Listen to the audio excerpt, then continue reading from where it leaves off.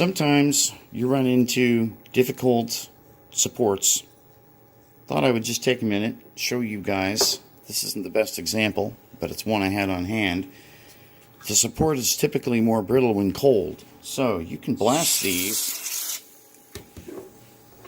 cool off the supports, and often get a much better breakaway than you would otherwise.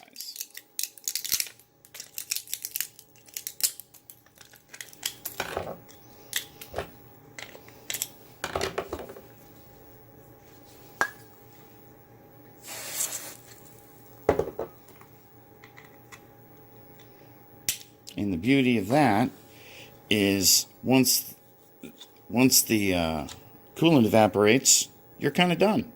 The part will look normal.